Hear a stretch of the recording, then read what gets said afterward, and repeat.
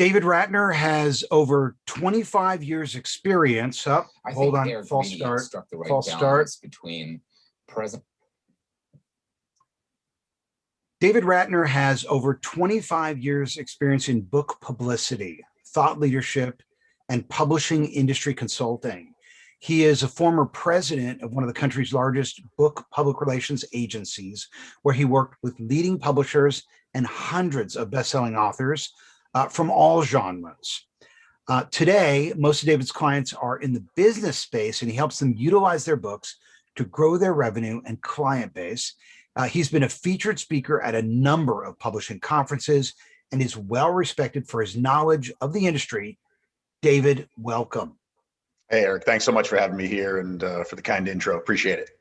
I am excited to have you here because, as you know, I have a book coming out. I do. So I have a ton I can learn from you.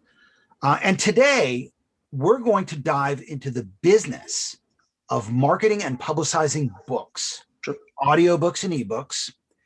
And we're going to do it in 3 acts. We'll start with a discussion about your work publicizing the books of Rudy Giuliani, Michael Lewis, Larry King, and others, and talk about your experience running a big agency.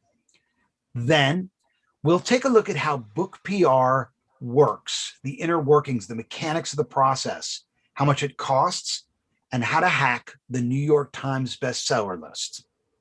And finally, we'll wrap it up with a discussion about how business professionals who are not authors use books to grow their business. This is the Earned Media Podcast. Stay with us.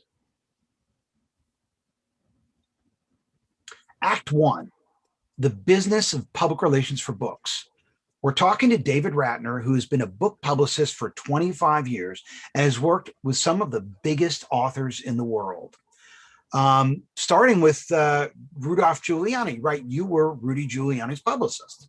I worked with him in concert with some other folks, especially his publisher, a number of years ago. Right after 9/11, he had actually published a book called Leadership.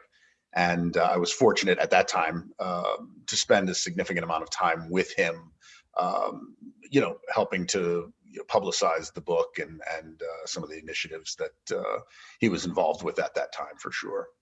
And what was that like? I mean, I imagine you got you were probably just saying no. Yeah, it's a wonderful time when you have an author where literally you can cherry pick what you want to do, when you want to do it, for how long you want to do it, et cetera.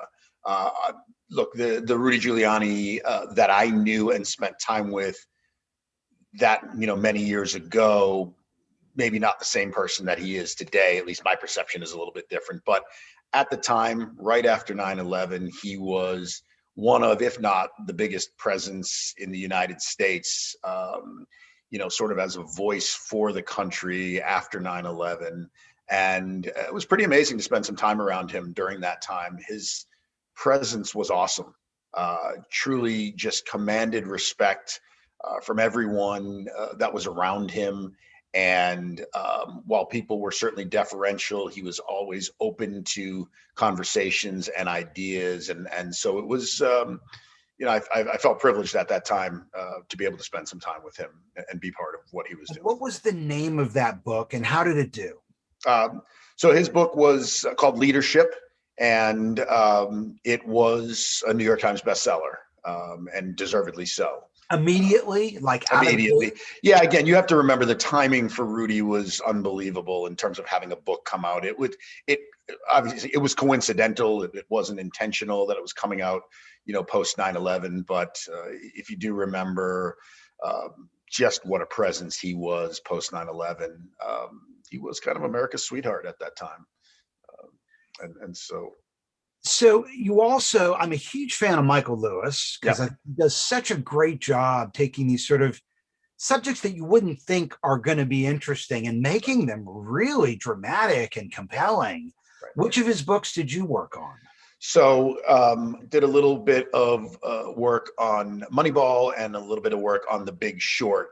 And what you just described is the brilliance of Michael Lewis and other great writers, but truly someone who can take something that may not be in your wheelhouse of interest, but you spend a little time either listening to him talk about it or reading the book, or even subsequently watching a movie about it, and it really sucks you in. And he's just a brilliant guy. I was able to go to lunch once or twice with him, and you just kind of sit and listen and take it all in. I've got one of my best friends in the world has grew a very strong relationship with him because he's been in a couple of Michael's books, and he's just a brilliant writer.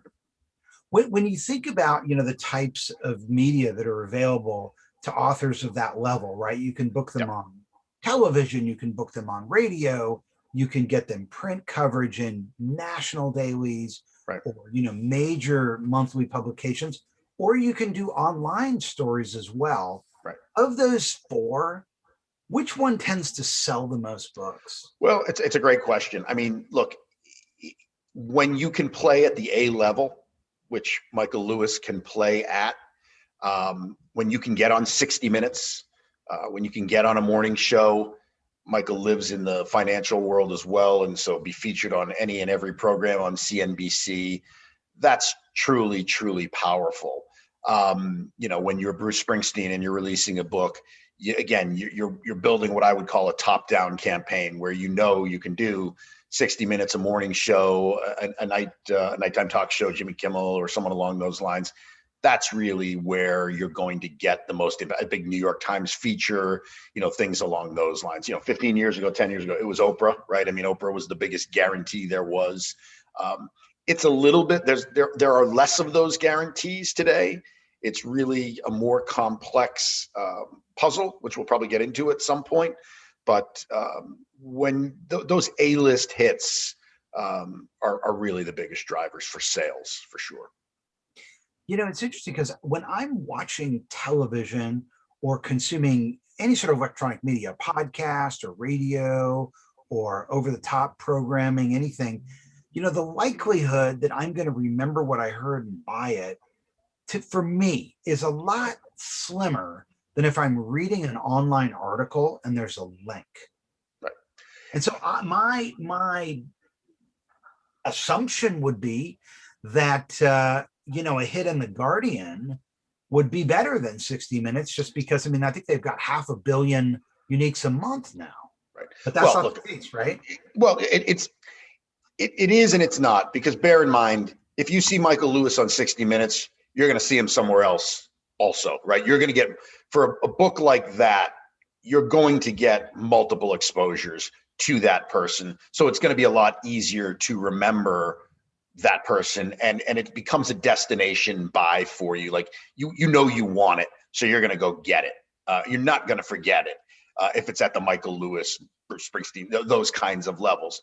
For other people, though, yes, I do think that digital coverage is huge, and that's where a lot of the coverage comes today.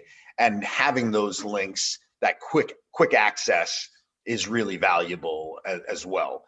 But you think about it, so that, let's say Bruce Springsteen does Jimmy Fallon's show, right? That's great. That's the one exposure. But then it's going to be picked up by every local news affiliate in the country on the day of the release and say, Bruce Springsteen just came out with a new book, and he was on, and they're going to run it on your local ABC affiliate or your local NBC affiliate. And then you're going to read about it in People magazine or in the USA Today or Wall Street Journal or your local paper. And so typically with those big books, like President Obama's book that is out there right now and his wife's book that are out there, you can't miss them almost. And so that's why I think those hits have huge impact. Yeah. So, when I started in PR many years ago, and learned that really you want to start with the most influential outlet you can break in, because you can get a snowball effect going. Right. But the snowball doesn't roll up the hill. It only rolls down in the media game. You got to start at the most influential game that you can. So I guess that's what you're saying. With these guys, you start at the top. Yep. You engineer, 8 or 9 news breaks, and then it's a feeding frenzy. That's right.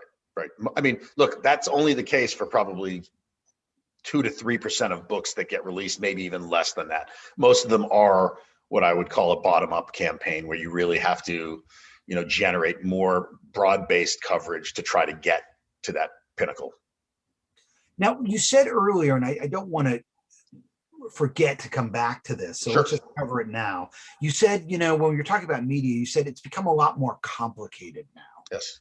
What did Absolutely. you mean? What did you Well, mean? if you think about how much media has diversified, 15 years ago, there was no digital media, right? Before we had the internet. And so, and there were far fewer television channels. Podcasts didn't exist.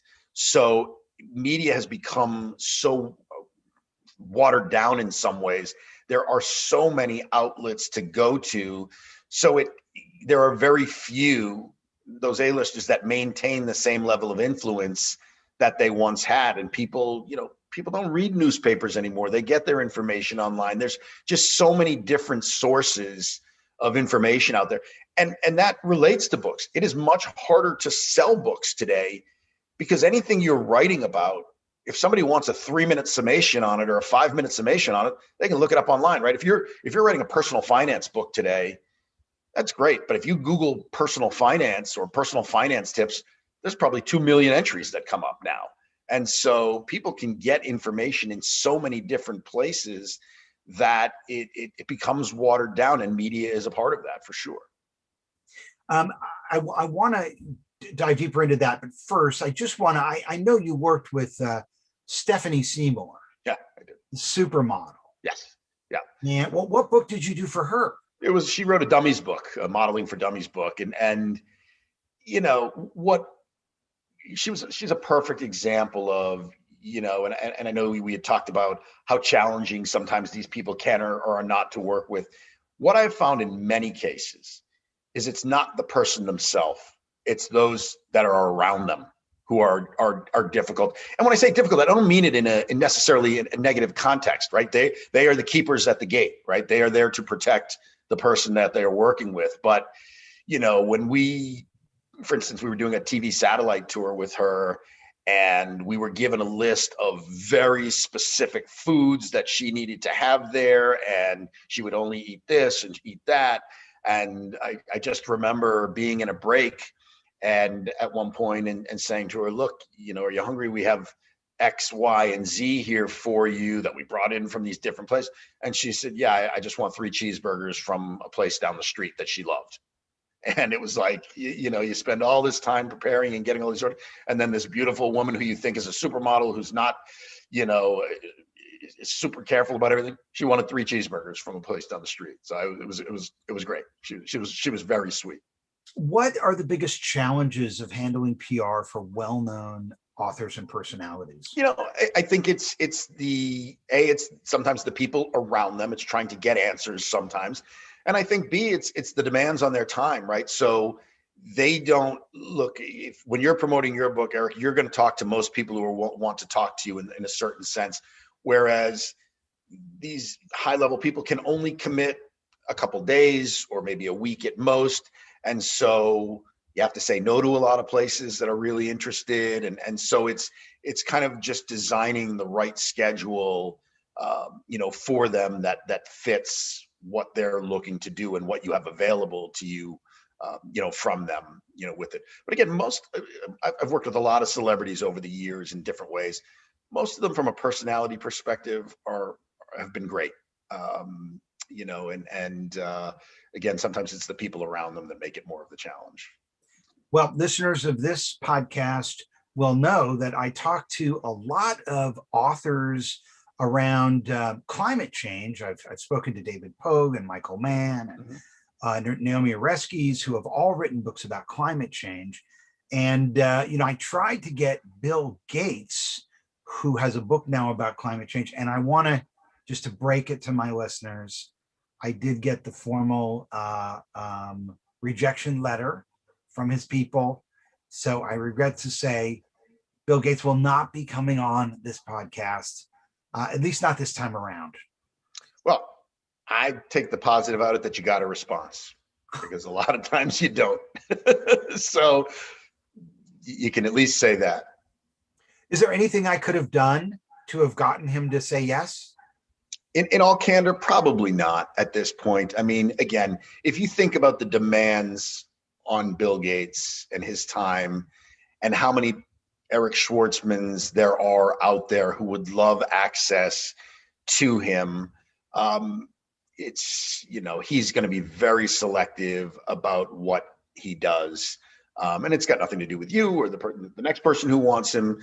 It does in terms of, size of It does have something to do with me. I'm not Fareed Zakaria. Right. And so that's with his limited time, he's going to select a few places to go or people to talk to. And by the way, just to note to our listeners, Fareed Zakaria has not declined yet. They're still considering. Great. Okay, it's got to be a lot easier to do PR for a Michael Lewis or a Larry King than it is for a relatively unknown author. Correct. Absolutely. Yeah. I mean, so what is the best way for new authors to get earned media coverage for nonfiction books? It's really to have a unique selling proposition aimed at your target audience, right? And it's so to bring something to the table that is different than what you're hearing from everybody else, or if it's not different, at least phrasing it differently, like delivering the message. So I go back to the example of personal finance authors, for instance. In the end, most of them tell you the same thing, right? To pay yourself first and all this. But David Bach came up with the latte factor, and Robert Kiyosaki had the rich dad, poor dad concept. Susie Orman empowered women. So they came up with ways to present the information in a very unique, compelling, informative, and entertaining fashion that made it different than the next personal finance book, which theoretically might have been offering you almost the exact same advice. And is that enough? Not always. I mean, look, today it's so much of it is about, look, if you're doing your own PR versus working with an agency or an individual who has contacts in certain places that are going to get responses much quicker. But today, like in terms of, earning media, it's really being able to provide something that is compelling. And you have to understand as an author, especially in the nonfiction space, these outlets that are having you on, whether they're having you write an article for them, whether you're doing a television interview, a radio interview, a podcast interview, et cetera, they're not having you on or letting you contribute because they want to help you sell their book, help you sell, your book. They're interested in having you on because you have something to bring to the table that their audience may be interested in. And so it's really important to keep that in mind. If you do the podcast and they'll talk about your book, or a radio show, they'll talk about your book, they'll mention your book. If you write an authored article in your byline, in your bio, you'll be able to mention that you're, authored this book and put a link to the Amazon site or a link to your personal website. So you're able to promote the book itself, but nobody wants an article that says in my book, because that's just not compelling and interesting. How to hire the right book publicist, how much book PR costs, and hacking the New York Times bestseller list with 25-year book PR veteran David Ratner when we return.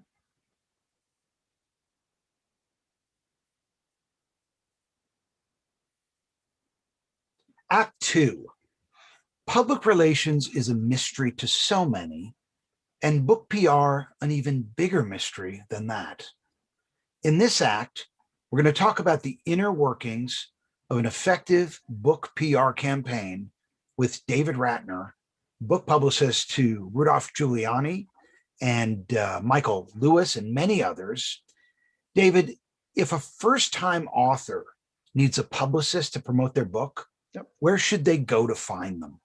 So I think first and foremost, their network, right? Do they know other people who have written books, who have had successful engagements with publicists? Because I always believe in word of mouth and getting resources from people that you trust most. Second, you can do some searching online for sure. And then you really want to look for people who have familiarity with your space. For instance, so if you're a business book author, you want to work with a publicist or a group of people who have experience in that space, and can provide you references and sample campaigns and any of those kinds of things to put you in a comfort zone. So, do your due diligence. I always say, don't say yes to the first person, but you don't have to talk to 15 either, because in the end, a lot of us, we do the same thing. There's a lot of us out there, and you can make the decision a lot more difficult than it needs to be also. And a lot of it becomes, as long as you trust the person, they show well, then it becomes a gut instinct thing. Is this a person I would prefer to work with, to succeed with, or potentially even fail with, based on the fact that I trust what they're telling me and that they have my best interests at hand. I always, in my business, I am very keen on transparency. I don't ever want to set authors up for false hope. When they start to ask me about numbers, how many books will I sell? I often tell them, like, go into this with the mindset you might not sell any. So, and it's really important for me, like when I work with clients, to get an understanding of what their goals are, and to make sure that what we provide is in alignment with their goals. If they are coming to me with the expectation that just based on the publicity work that we do, we're going to sell X number of books, it's book sales is completely subjective. We have no idea. We could run two identical campaigns, one that could sell lots of books and one that, doesn't. So if someone has maybe a nonfiction book that's a tech book, are they better off with a general book publicist or with a tech publicist? Ideally, if they can find a tech publicist, because tech books are going to succeed more with people who are inclined to buy books on the tech space. And so someone who has either business or tech experience is ideally going to have a stronger network of contacts in the targeted audience space. Got it.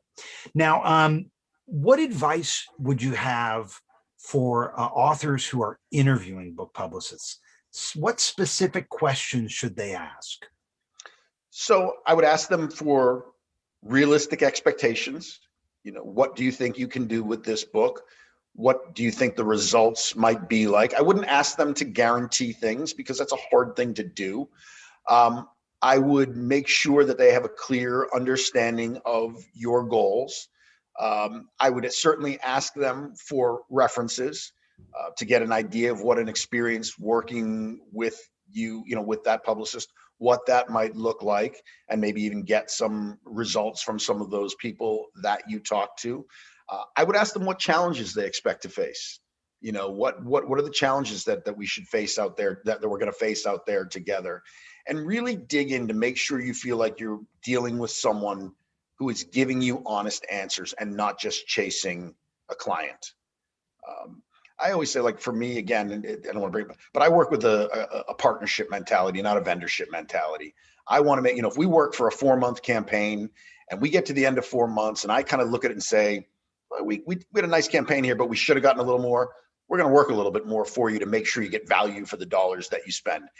There's lots of people like me out there, and I think that's what you want to try to work towards finding, versus the people who, your campaign ends on March 31st. We will not do anything after that day.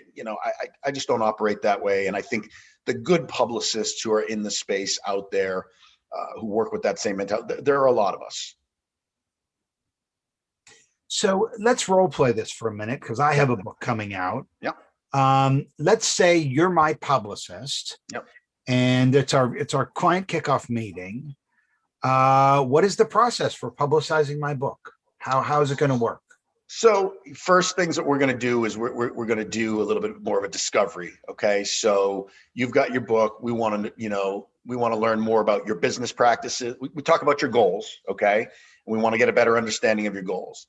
Then we want to talk about who we're trying to reach. Right. And there are oftentimes the book buyer could be very different than the person who can hire you. Right. I work with high-level consultants who have terrific advice for readers, but a certain percentage of those readers could never hire the consultant because they don't have the resources to do so, or it's not appropriate to do so.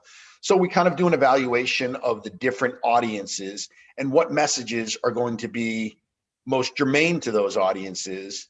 And then from there, we would then develop databases for different audiences based on different pitches. So I always like to create what I call pitches and niches. So making sure that the pitches that we make are very specific to the media outlet that we are targeting versus trying to have a one size fits all press release that you're pitching, to leadership people and HR people and strategy people and such. So I think it's really important to understand who we're trying to reach, and then working with you on are there idea generation, right? So much of the book PR world is based on guest articles and guest contributions, and so instead of waiting for the outlet to come back and say, hey, can he write about this or can he write about that, being able to present 4 or 5 article ideas to them that you could bring to the table. It's okay if they come back and say, well, we're not interested in these, but would he be able to write about X? And that's fine. And we work to see if you can do that. But a good publicist is also going to help you strategize. And then once you have sort of that strategy in place, it's implementing, it's us getting on the phones, sending out emails, reaching out to these target media with these targeted pitches to try to create opportunities for you.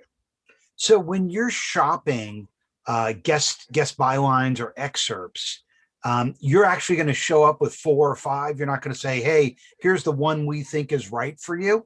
So sometimes it's the one that we think is right for them. Sometimes sometimes if it's a leadership topic and we have 3 or 4 different articles that would fit there, we might present them. We don't hand them all of the articles. Typically we'll hand them, a headline and a couple lines about what that article would be. Right. So they're not necessarily written. Correct. I mean, it's always great, but we do like to have, so what we've learned, is we definitely like to have some written content in advance, because what it does is it accelerates the process, right? Because if outlet X says, yes, we want this article, and you already have that article, then you can send it to them. It gets in the queue immediately. If you present it, they don't have that article, then the author has to write it. It's got to go through an editorial process, and it could be 10 days later that it's getting submitted, depending on the author and their availability to write these articles and how good of a writer they are and all these kinds of things.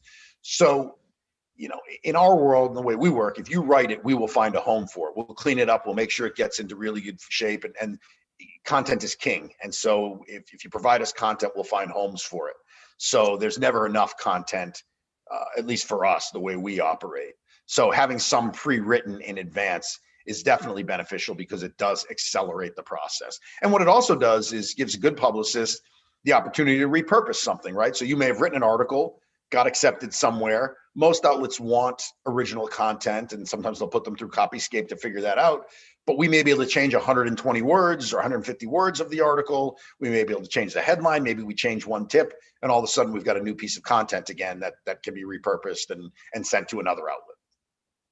So, when I was in PR, I remember there were sort of a number of sort of taboo topics that we were always encouraged to just steer clear of.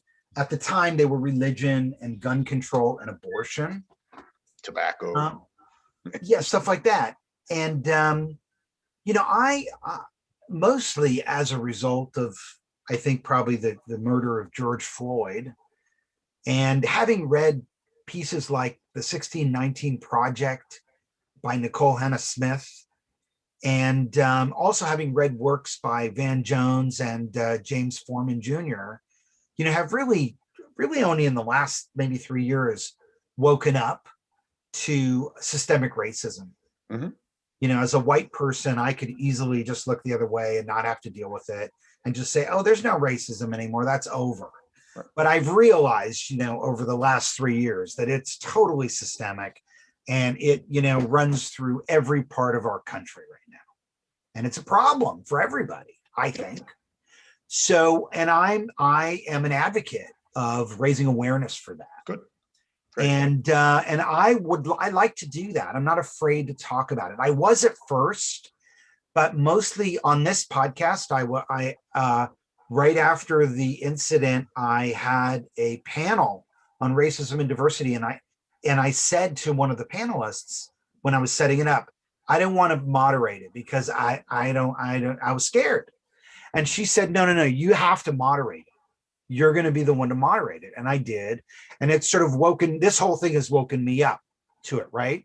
Mm-hmm. So, I see this interesting parallel between social media algorithms, which use these bubble filters to show us more of the same content, and in so doing, polarize us. And I think it's for the first time in my lifetime, I see white America polarized. Like if it was polarized before, I was never aware of it. Right. But now the left and the right are staunchly opposed. That's right. And they really disagree on which direction we should go. And it's what's interesting to me, having woken up to racism, my thought is, well, it's always been that way for people of color. Mm-hmm. They've been living in an alternate reality forever. And so you're just starting to believe it or realize it and understand it at a different level. And look, it's a lot easier to talk about when you're on the right side of the argument, which in this case, I believe you are. I'm sure there are plenty of people who don't feel that way still. Some who may be able to make an intelligent argument about it will probably disagree with it. And then there are others who are just completely ignorant, and you're just better off not having the conversation with them because it's not enough. That's along the lines of what you're saying. What I feel today is there are no more conversations. It's all arguments, and it's about winning. Everybody has to win the argument.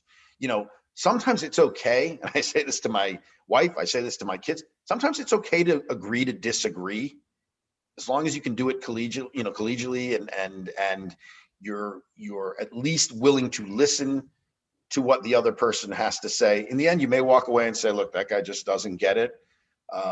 But if you can have a conversation and that it's not adversarial, that's where we need to get back to, because I think that's what it used to be to a certain extent. I think there was definitely a blind eye that was turned, and still is. I mean, it's definitely, we're at a peak level right now, but there's still plenty of blind eyes turned to it for sure. Well, the byproduct of these, social media algorithms is that, for the first time, it's not just that we have differences of opinion on how to respond to the problems. We disagree on what the problems are. We disagree on the facts. There is no more civic reality in the white community. And my point was, with the Black community or people of color, there's really never been a shared civic reality. They've always been living in this world of like, are you kidding me? How could you not know? Right. But the truth is, we haven't known. I mean, certainly, Western education didn't really teach us about this. We've had to learn it on our own. In any event, I see a parallel between the digital social media algorithms and this situation of alternate realities between people of color and white people. And so I would like to write an op-ed about it, a hard-hitting op-ed about it. And now's the time to do it because I have a book coming out. So would you advise me as my publicist to steer clear of that topic? Be honest. I would not advise you to steer clear of the topic, because to me, it sounds like a topic that you're incredibly passionate about. What I would say is that I don't believe you writing that. First of all, being very candid, I think it's going to be a very difficult op-ed for you to get placed. Who is Eric Schwartzman to write about this? You're not a professor. You're not a PhD. You're not someone of color. You're not in that field. So your bio doesn't help you in this case. Okay. Second, it has absolutely nothing to do with your book. So I would not connect that article with book promotion in your case for your book, because they're really not. They really have, one has nothing to do with the other. But I would tell you that if you're passionate enough about it, go ahead and try to write that op-ed. And worst case, put it up on your website or somewhere so that you can put that piece out there. But along the lines, I think more to what your question is, there are certainly clients that I've worked with who may feel one way or the other, but do not want to bring in a political position one way or the other for fear of what that might mean. I'll give you a wonderful example. I worked with an author recently who wrote his book under a pseudonym because he was afraid of, he had $100+ million business. A very reasonable guy, intelligent guy. The book was definitely a right-leaning book. It was not a pro-Trump book, but it was a right-leaning book. And he just did not want to have his name connected to it, not because he wasn't passionate about the topic, but he was afraid of A, corporate backlash and losing clients because of it. B, he had children and he didn't want them to have to feel, and a wife, and he didn't want them to have to feel any backlash from it. So he wrote it under a pseudonym, and I felt bad for him because the book was well done and it was very articulate. Again, there were things in there that I might not agree with, but I wasn't offended by what he wrote.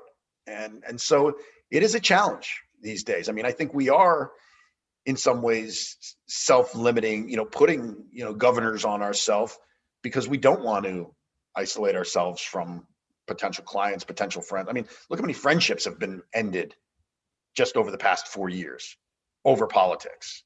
It's just outrageous how polarized we've become. You have to go along and get along. That's right.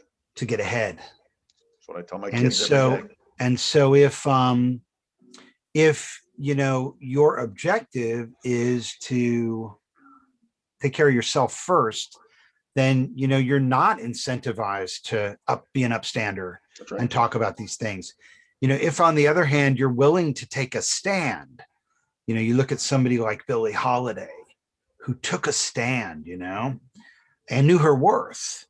Look at the price that she paid for that. Beyond just drugs and alcohol, but being a target of government. I mean, great. I don't know if you had a chance to watch the recent Netflix movie, the Trial of the Chicago 7, right? I did.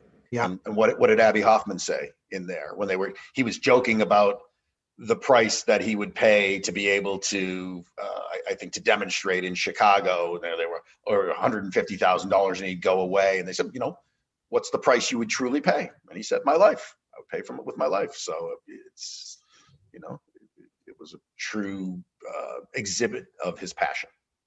What about politics? Because, I know you haven't read my book, but I have a chapter in there on the laws of virality. Mm-hmm. And in that chapter, I do talk about the bubble filter algorithms, the social, political dangers of polarization, and this sort of what's been called by others a knowledge coup or epistemic coup between the social networks, the intelligence community, and elected officials who are allowed to lie with impunity in exchange for not enforcing regulations on the social networks, while the intelligence agencies are starry-eyed that they have access to spy on anyone, anywhere, anytime. So I do actually cover all that in the book, and I do actually talk about January 6th, the insurrection on Capitol Hill, as sort of the culmination of social media, unbridled social media gone wrong. Mm-hmm. And I would also like to write an op-ed about that, mm-hmm. which would be a politically loaded op-ed that would definitely isolate people on the far right. What mm-hmm. would you say to me there as my book publicist? I would tell you that if your feelings seem pretty strong about how you feel about the far right. So those are probably people that you're not wanting to work with anyway, would be my guess. And so I think you follow your passion there. The problem is that there's way too much attention being paid to the far right and way too much attention being paid to the far left. And people who might be slightly right of center are being painted as Nazis or this or that, and people who are slightly left are being pushed too far left. That's the problem. And so everybody is being pushed into a box that they don't necessarily belong. I mean, I sit right in the middle. I'm fiscally, conservative and socially liberal. And, so if you say that, at one point you voted Republican, well, you're automatically a Trumper, and it's just not the case. And so again, we are living in a time where everybody wants to rush to judgment about you. And they can, and then they can use a forum to talk about it. Let me ask you just a sort of a closing question on the mechanics of book PR. Yeah. So obviously, publicists work non-exclusively for authors. Right. And, to set their table, they have a portfolio of clients. Right.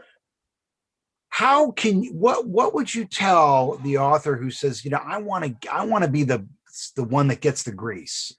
What can an author do to get the highest level of service from a book PR person who's juggling multiple accounts? I mean, sadly, I suspect you say, I'll pay you double or triple or whatever it is so that you don't have to spend your time on other accounts. I mean, look, in a perfect world, I'll give you an example. When I ran the agency that I ran, everybody was overwhelmed. We'd take on every piece of business that would walk in the door. We would have publicists working on, 12 to 15 campaigns at any given time, kind of spread all over the place. And it was a tough model, and we still were successful and did good work for people. Today, under the model that I work on, we don't do that. We don't overwhelm ourselves. I mean, we're in a position where we don't have to take every piece of business that walks in the door, and it has to make sense for me. It has to make sense for the client, has to make sense for my partners. So, look, I think it's really important that you build a good relationship with your publicist, because you want them to want to succeed on your behalf and not just look at you as a paycheck. So I think it's a little bit of a delicate issue, but if you want more of their time, I think you have to pay for them for more of their time. I mean, they've got to earn their living as well. We're talking to book publicist David Ratner, and when we return, he's going to tell us how to hack the New York Times bestseller list. Stay with us.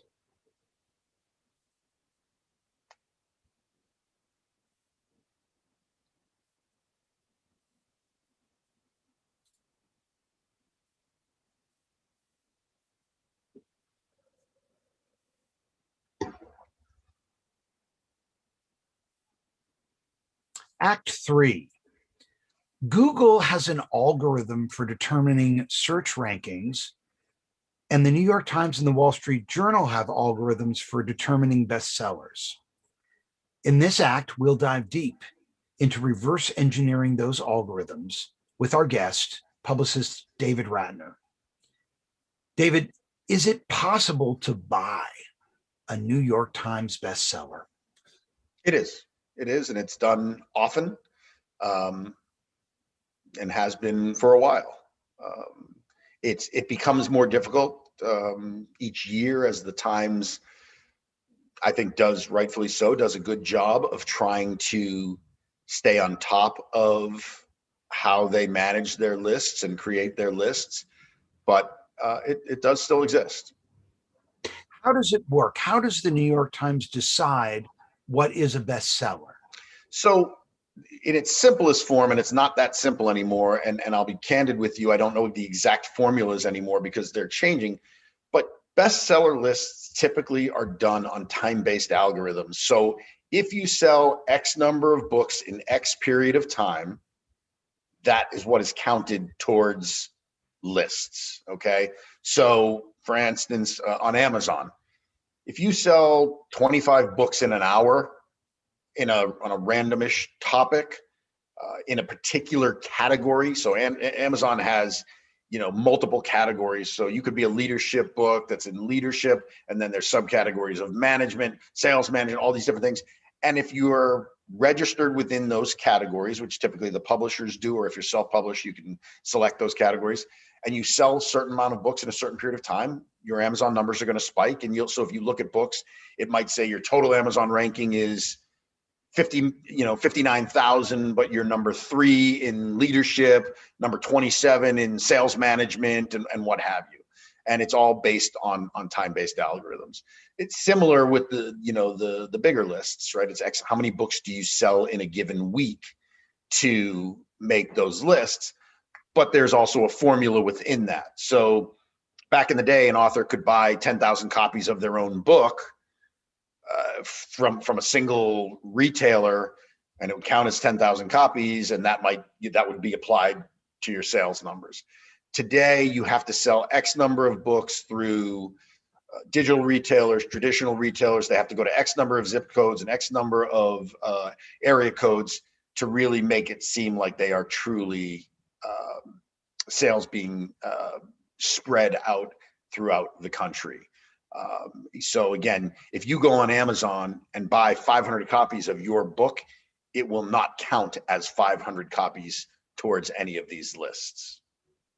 So now if you went in with your credit card and you bought 500 copies and you plugged in 500 different addresses for the books to go out to, those would count as 500 individual sales. Even if it was the same credit card and the same buyer, as long as it's shipped to different addresses? Correct. Yep, because you're paying a retail cost for it. And so, yep. And so are there services, PR services out there that sort of help you? Yes. Yep. Help you purchase books in this fashion? There are, and you know, in some cases, their job is just to help the process, right? Where the sales are going to be completely legitimate sales, and that it's just helping to orchestrate. So an author might have 15 or 20, you know, or 5 big speaking engagements coming up where they're selling in copies of the book as part of what they're doing. And so maybe they're speaking in front of 20,000 people over the course of these engagements. So they can, this particular, you know, these groups can work to make sure that those 20,000 books that are being sold in are actually counted as individual sales. And truth be told, they are legitimate sales, right? They're part of a program. There are other times and other instances where the author, in order to hit their numbers, has to buy the books themselves, and they may have to provide a list of names or lists are bought. And I don't know if you've ever had this happen, Eric, where a book just shows up at your house and with a release, but it does happen. And it's because your name showed up on a list that was then sent out. And so some authors could be buying 10,000 copies of their book, but they have to pay the retail price of it. So if their book is $25, they're spending, you know, $250,000 on books to be distributed to these multiple area codes, these multiple zip codes, to work towards that bestseller list.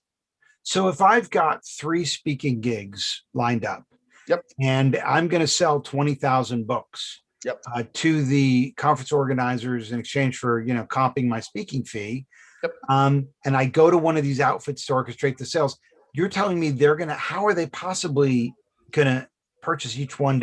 How do they have because they're going different ways of buying it? They're going to get the names of the 20,000 people that are going to be getting copies of books. So they're going to work with those organizations and work to get those to act as individual sales. And again, I can't profess to tell you exactly how it's done because I don't work with, you know, in these organizations, but that's exactly how it is done. I mean, if you have the lists of names and the purchase and they're purchased on at a retail cost, you can't buy 20,000 at a discounted rate and distribute them that way. They have to be done through retail channels. So appropriately through retail. So that if someone is self-published, what I guess challenges do they have in front of them in terms of being able to become a bestseller? So, well, it depends on what level bestseller. The hardest one would be the Times, but you can. That is the hardest one, right? Like that's the best one to get. Yes, and the most prominent. But you can, so there are campaigns being done now for like the Wall Street Journal and USA Today that are done, and they're really more marketing campaigns than anything else, where an author will bring their ebook price down to a very low price, 99 cents maybe. And some of these companies have databases of a couple million people who have opted in to get information about specials that are running on ebooks, and they feature the ebook as the book of the week, and it's shared with that massive opt-in community. And inevitably, in most cases, X number of people will download the book, even if they never read it, because they've opted in and say, oh, they're recommending this book for 99 cents. I'll just pop it into my e-reader. And if you sell X number, you're going to make those lists.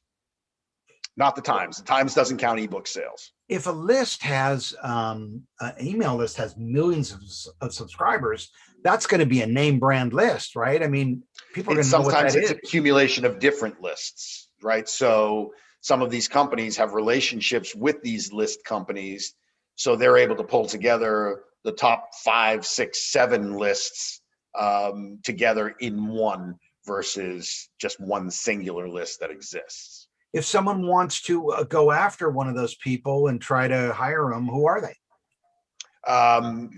There's, I'm not sure that I should say them, but there are a couple of them out there. If you do your due diligence, you can find them. I don't know whether I'd be exposing something or not by giving the name, so I'd probably prefer not to do that. Could you tell us what a keyword to query on Google to find them? I would say, how do you create a Wall Street Journal bestseller campaign?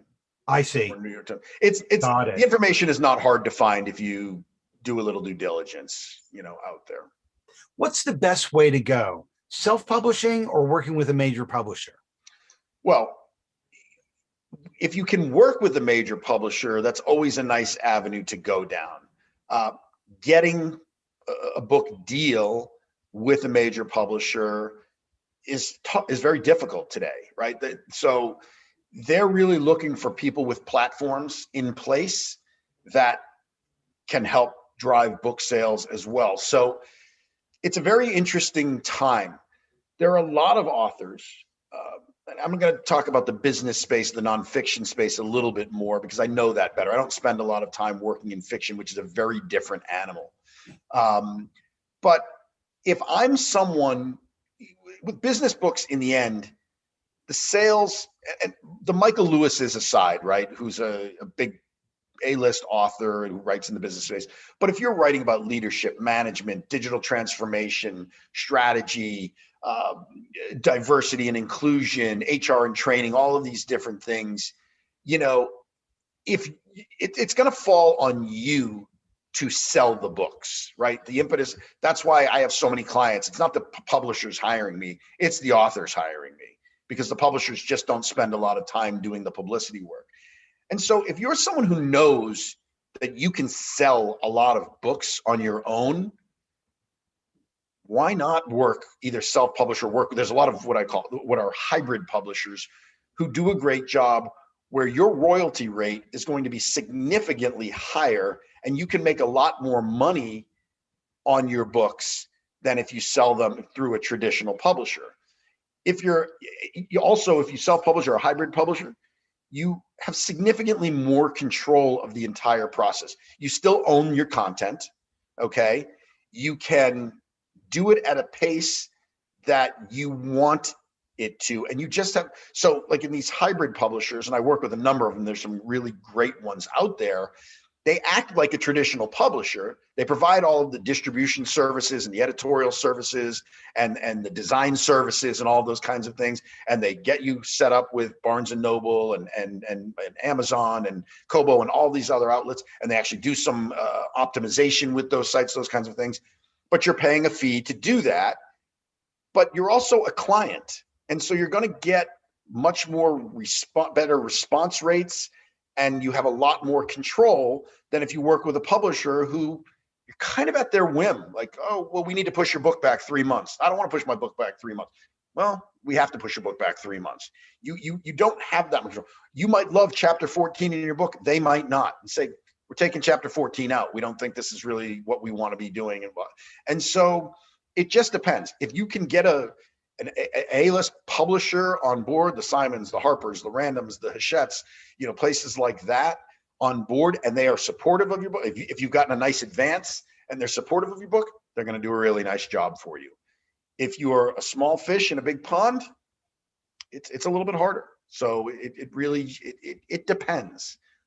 But today there's so much more. There are so many more options in self-publishing and hybrid publishing, and so much more control of speed and content and ownership and all those things. That's why you're seeing, a huge number of people moving in that direction. It's why you've seen over the past couple of years, some major publishers like Simon and others who have self-publishing arms because they know there's a lot of revenue to be made there.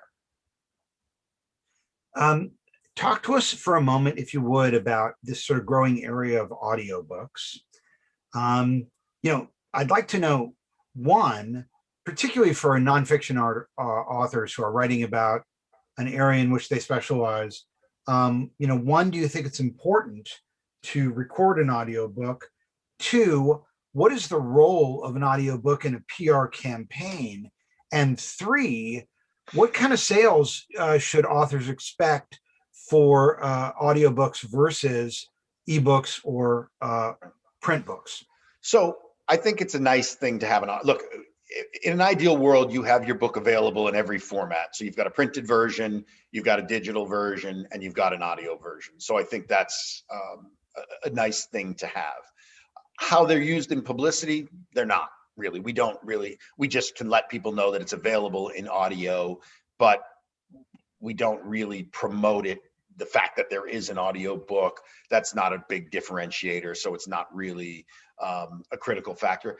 And sales, like everything else, is completely subjective. I would say in the rankings of, print, digital, and audio probably still is third, but there are people who absolutely love them. And so I do think it's great. And then in terms of audiobooks, you got lots of choices, right? You can record your own audiobook, or you can hire a company to do it. It's not prohibitive, depending on how long your book is. I mean, you can get a nice audiobook done and distributed, for less than $2,000 with certain companies. It really depends on page count and, how many words and that sort of thing. But there's a lot of options in the audio space. David, I sure appreciate you taking the time to bring us up to speed on your experience in book PR. It's just fascinating. Sure. I appreciate it. I really enjoyed being here. And if anyone in your audience ever wants to talk, they can find me at ratnerpr.com. And, if I don't have the answers to your questions, oftentimes I can point you in the right direction to get them. Awesome. And for those of you listening, if you'd like to support this podcast, you can do it by rating and reviewing us on Apple Podcasts. And if you'd like a free copy of my new book, The Digital Pivot: Secrets of Online Marketing, with a foreword by New York Times bestselling author David Pogue, here's how you can get one. You can get a free copy of The Digital Pivot: Secrets of Online Marketing by rating and reviewing this podcast on Apple Podcasts. Cool. That's how easy it is. So all you have to do is go to earnedmediapodcast.com and give this podcast a star rating and write a comment about what you think of the show. Next, take a screenshot of your review, share it on Twitter. But when you share it on Twitter, be sure to include my Twitter ID at Eric Schwartzman and the hashtag Digital Pivot Book as one word in the body of your tweet. And lastly, make sure to follow me. And in exchange for your feedback, I'll DM you a link where you can download a free copy of my new book, The Digital Pivot: Secrets of Online Marketing. And the book explains in simple language how to successfully move your business or your career online.